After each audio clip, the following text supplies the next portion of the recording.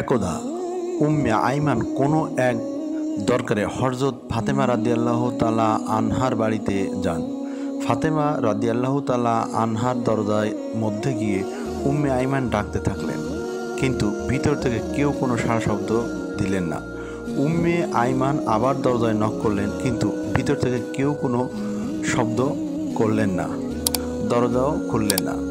তারপর উম্মে আইমান দরজার ফাঁক দিয়ে ঘরের ভিতর তাকিয়ে দেখলেন হযরত ফাতেমা রাদিয়াল্লাহু তাআলা আনহু রুটির জাতা পিষতে পিষতে ঘুমিয়ে পড়েছেন এবং তার চৌকির মধ্যে একজন মহিলা বসে তাসবিহ পাঠ করছে এবং অপরজন হযরত হাসান ও হুসাইন রাদিয়াল্লাহু তাআলা আনহুকে দোলনার মধ্যে দুধ খাওয়াচ্ছেন। এই দৃশ্য দেখার পর উম্মে আইমান মা ফাতেমার বাড়ি থেকে চলে যান নবীজির দরবারে। এসে প্রবেশ করে নবীজিকে সালাম দিয়ে উম্মে আইমান নবীজিকে বললেন, ইয়া রাসূলুল্লাহ, আমি কোনো এক দরকারে মা ফাতিমার বাড়িতে গিয়েছিলাম। তার ঘরের মধ্যে আমি এমন দৃশ্য দেখতে পেলাম। তারপর নবীজি উম্মে আইমানকে বললেন, আমার মেয়ে ফাতেমা রুটির জাতা পিষতে পিষতে ক্লান্ত শরীর নিয়ে ঘুমিয়ে পড়লেন, কিন্তু তখন তার তাসবিহ পাঠ করা বাকি ছিল। তাই আমার আল্লাহ রব্বুল আলামিন হযরত ফাতেমা রাদিয়াল্লাহু তাআলা আনহার ঘরে দুইজন ফেরেশতা পাঠিয়ে দেন। একজন ফেরেশতা ফাতেমার অসমাপ্ত তাসবিহ পাঠগুলো শেষ করেন এবং অপরজন ফেরেশতা হযরত হাসান ও হুসাইন রাদিয়াল্লাহু তাআলা আনহুকে দোলনার মধ্যে ঘুম পড়াচ্ছিলেন। এবং তুমি যে দুইজন মহিলাকে দেখেছো তারা কোনো মহিলা নন, তারা আল্লাহ রব্বুল আলামিনের পাঠানো ফেরেশতা। তখন উম্মে আইমান একথা শুনে আল্লাহু আকবার বলে নবীজির দরবার থেকে বেরিয়ে পড়লেন। তার কিছুদিন পর বিশ্বনবী হযরত মুহাম্মদ সাল্লাল্লাহু আলাইহি ওয়াসাল্লাম ফাতেমা রাদিয়াল্লাহু তাআলা আনহার বাড়িতে গেলেন। ফাতেমাকে দেখার জন্য নবী যখন ফাতেমার ঘরের মধ্যে প্রবেশ করলেন, তখন ফাতেমার মুখটা অনেকটাই মলিন দেখাচ্ছিল। আমার নবী ফাতেমাকে জিজ্ঞাসা করলেন, মা, তুমি কি অসুস্থ কিনা, কেন তোমার মুখটা এত মলিন দেখাচ্ছে? তখন মা ফাতেমা বললেন, আব্বাজান, আমি অসুস্থ নই, কিন্তু আজকে 2 দিন যাবৎ আমার ঘরে কোনো আগুন জ্বলে না চুলায়।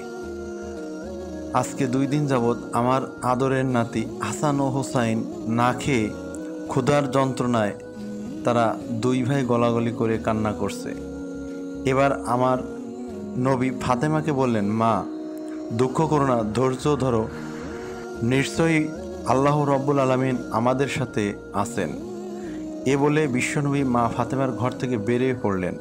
পরের দিন এক সওদাগর হযরত আলী রাদিয়াল্লাহু তাআলা আনহুকে একটি কাজের জন্য ডাকলেন।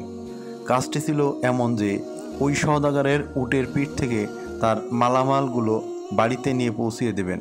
হযরত আলী রাদিয়াল্লাহু তাআলা আনহু এই কাজের বিনিময়ে কিছু দিরহাম পেলেন। এই দিরহামগুলো নিয়ে তিনি দোকানে গেলেন এবং তারপর দোকান থেকে কিছু আটা নিয়ে মা ফাতেমাকে দিলেন। তারপর ক্লান্ত শরীর নিয়ে হযরত আলী রাদিয়াল্লাহু তাআলা আনহু ঘুমিয়ে পড়লেন। মা ফাতেমা আটাগুলো জাতার মধ্যে পিষে ওইগুলো দিয়ে রুটি তৈরি করলেন। তারপর হযরত আলীকে ঘুম থেকে ডেকে তারপর ওই রুটি সকলে মিলে খান। সকলেই খাবার শেষে হওয়ার পর মা ফাতেমা কিছু রুটি আবার নবীজির জন্য নিয়ে আসেন। মা ফাতেমা নবীজিকে রুটিগুলো দিয়ে বললেন, আব্বাজান, আপনি এই রুটিগুলো খান। আজকে 2 দিন পর আমাদের ভাগ্যে কিছু রুটি জুটেছে। রুটিগুলো খেলেন। তারপর মা ফাতেমা বললেন, মা, আজকে 3 দিন পর আমিও একটি তোমাদের দেওয়া এই রুটি খেলাম। একদিন হযরত আলী রাদিয়াল্লাহু তাআলা আনহু ফাতেমাকে ডেকে বললেন, ফাতেমা, শুনছি নবীজির কাছে কিছু বন্দী এসেছে। তুমি তো সারাদিন অনেক কষ্ট করে দাঁতাতে রুটি পিষতে পিষতে হাতের কর উঠে ফেলেছ। তোমার আব্বাজানকে বলে না হয় আমাদের জন্য একটা দাসীর ব্যবস্থা করে দিতে পারেন। তখন ফাতেমা হযরত আলীর কথা মতো নবীজির দরবারে যাওয়ার জন্য রওনা হলেন। কিন্তু ফাতেমা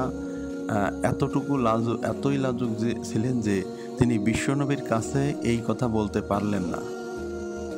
তাই দরবারের মধ্যে না ঢুকে বাইরের থেকে হযরত ফাতেমা বাড়িতে চলে আসলেন। তখন হযরত আলী রাদিয়াল্লাহু তাআলা আনহু ফাতেমাকে দেখেই বুঝতে পেরেছিলেন যে ফাতেমা তার লজ্জার কারণে বিশ্বনবীর কাছে এ কথা বলতে পারেননি।